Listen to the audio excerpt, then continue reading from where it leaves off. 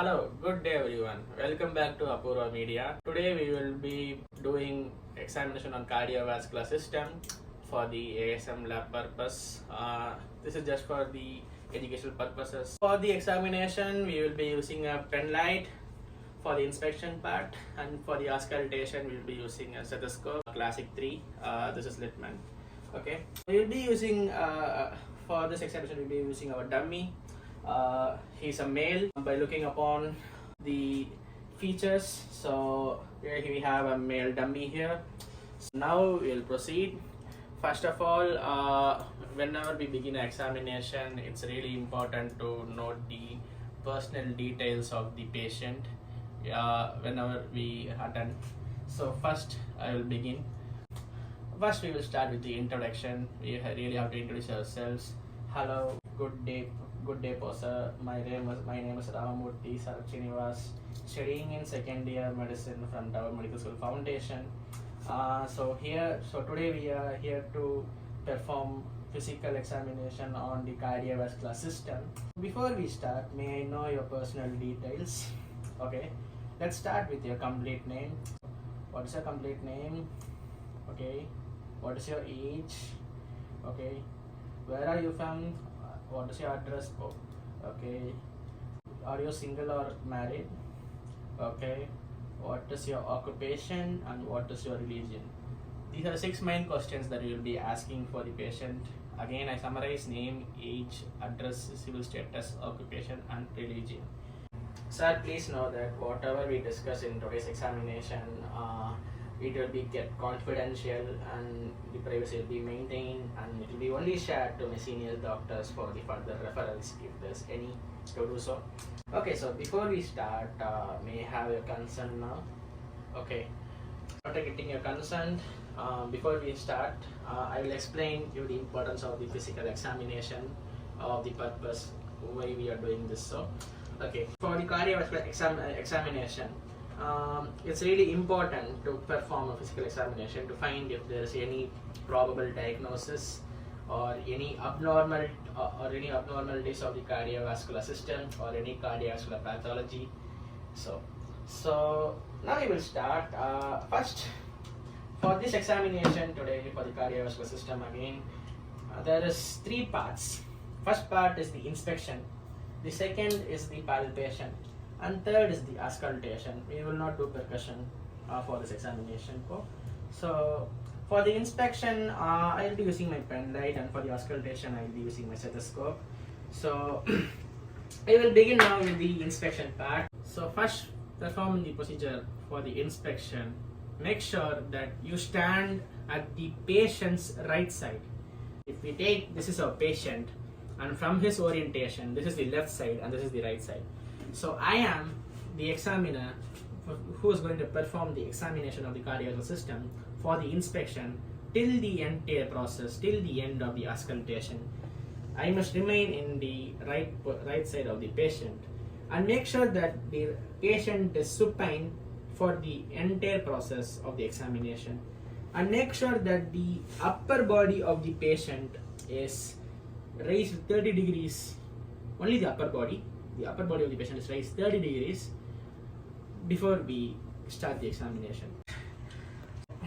Okay, first we will inspect the precordium. The precordium is the area of the anterior chest that covers the heart and the lower part of thorax. This is the precordium. Inspecting the precordium with my pen light, as I said earlier, with the help of tangential light, I will be inspecting now. Okay.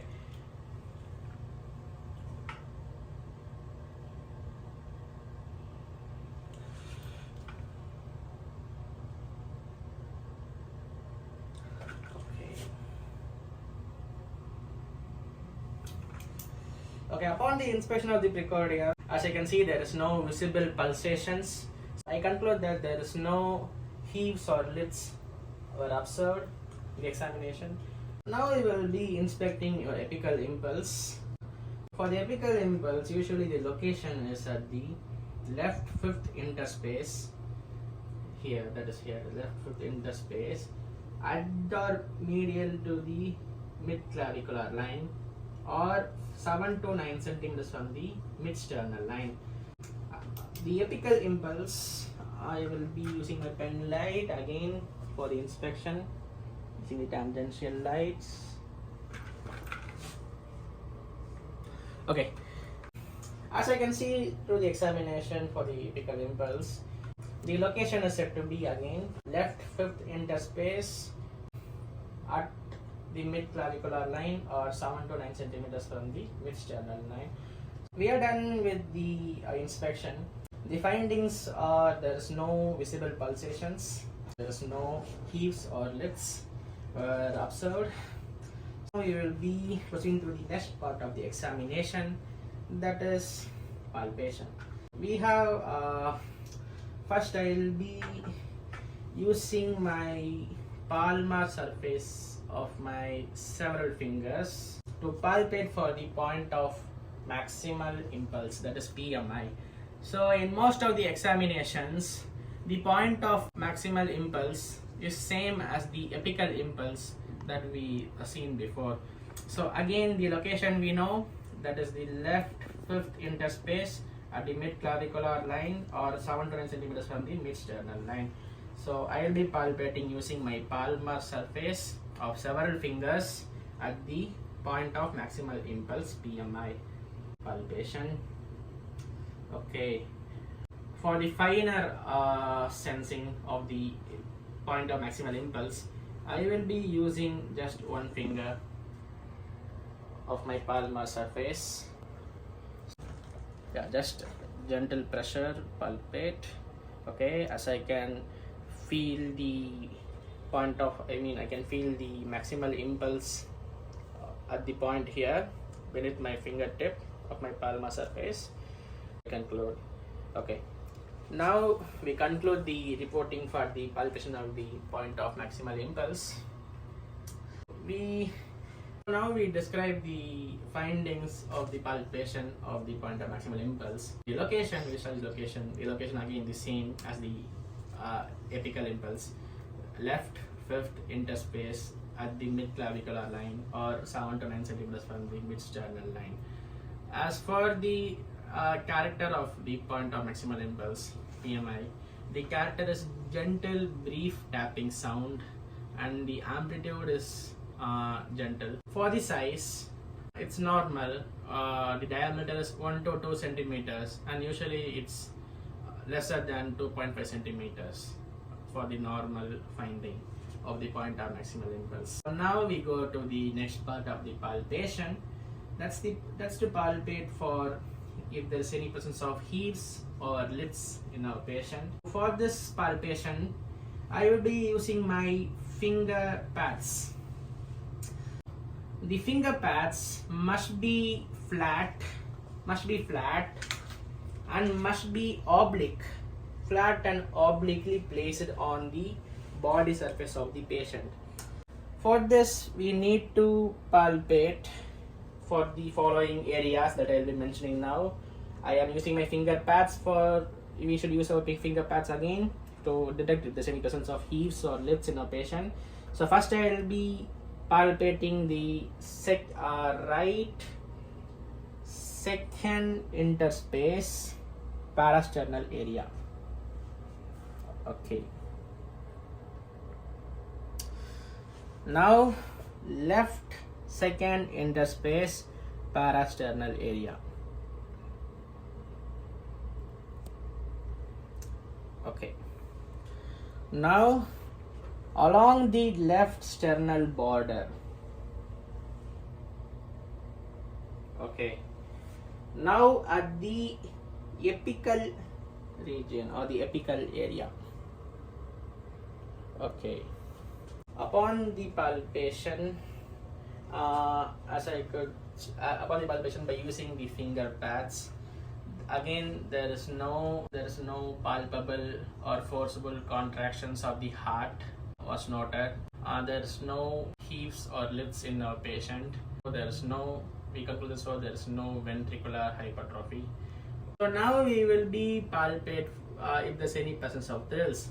So usually thrills is nothing but palpable vibrations. Again, for this procedure, I will be palpating using my ball of my palm or the ball of my hand rather. Again, the same locations, but not using the finger pads or my palmar surface, but using the ball of my hand. With the ball of my hand, again the same locations, right second interspace, parasternal area, okay, left second interspace, parasternal area, okay, along the left sternal border, okay, and at the apical area, okay. Now we conclude the findings. As I could not detect any palpable vibrations in our patient of the anterior chest. There is no thrills were noted. It's completely normal. So now we will be palpate for the right ventricular impulse, if there's any impulse found or not. For this palpation, I will be using several fingertips of my several fingers at the third, fourth and fifth interspaces at the left parasternal area. So now we will be palpating. First is the third interspace, fourth and fifth of the left parasternal area using my fingertips of my several fingers, and feel for if you feel any impulse over this region, just palpate. Okay, upon the palpation, as I could see, there's no impulse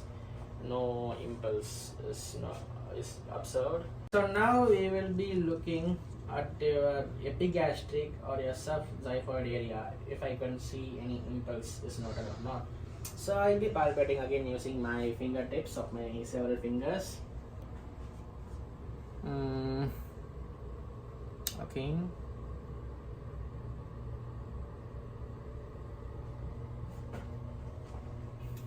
Okay. Upon the palpation of the epigastric area or the subxiphoid process of a patient, I conclude that there is no impulse is noted. There is no right ventricular impulse was observed, and that's a normal finding.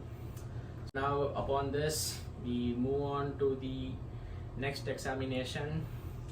That's the auscultation part, the end part of examination. Again, I said, as I will be using my stethoscope for this examination, we will be doing the auscultation in two parts. So first part, I will be using my diaphragm of my stethoscope, and for the second part of the auscultation, I will be using my bell part of my stethoscope. Let's start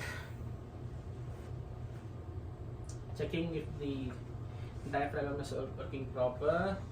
Now we auscultate the right second interspace parasternal area and listen to the sounds.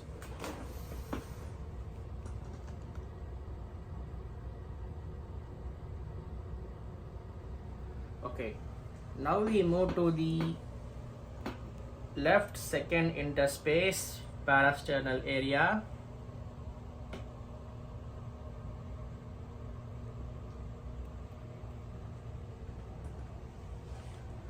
Now we ask our patient to take a deep breath in and breathe out. So sir, can you please take a deep breath in and can you please breathe out?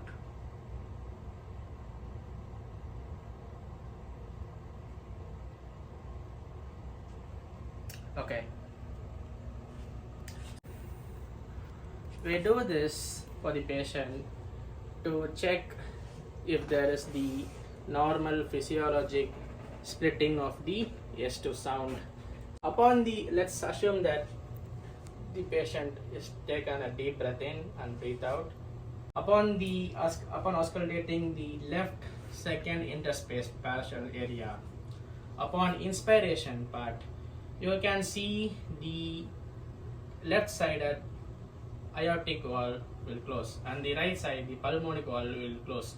So two walls closes, and so there is the S2 sound is splitting physiologically, that's the normal process.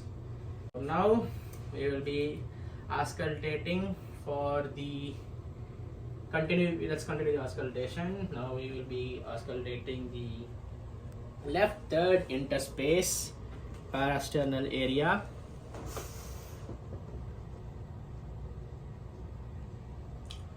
Now we will be auscultating the left fourth interspace parasternal area.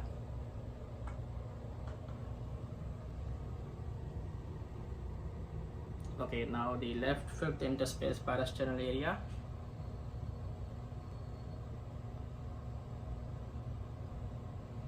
And now the apex.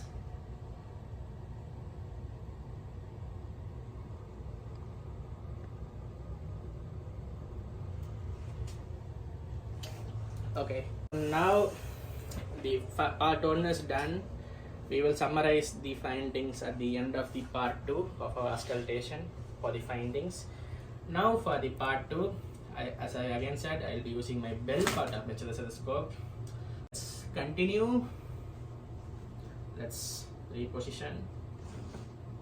Okay, the same landmarks, but here using the bell part, guys, remember, place it at the L4, L5 and apex only, not auscultate again all the locations. You auscultate at the left fourth interspace parasternal area.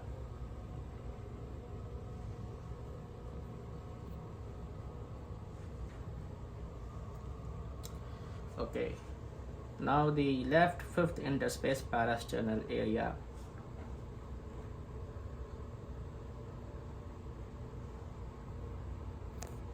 Okay, now at the apex.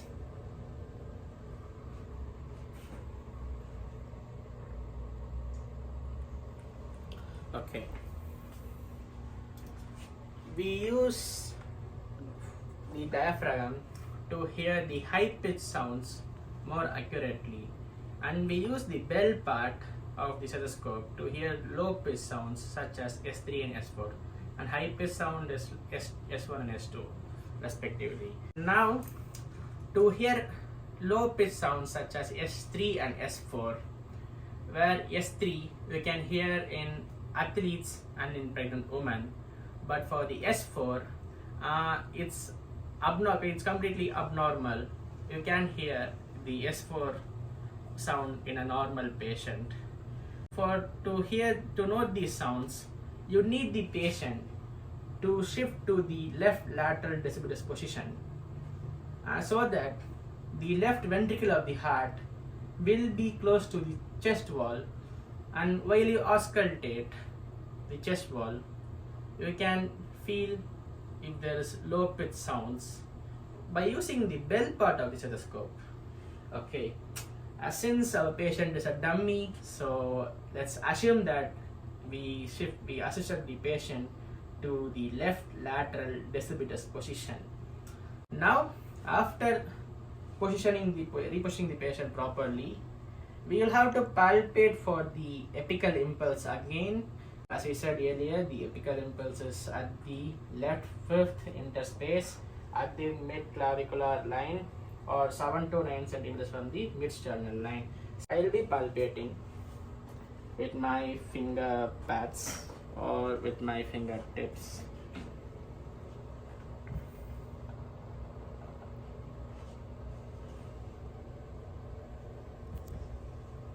Okay, now upon the palpation, let's auscultate the apical impulse by using the bell part.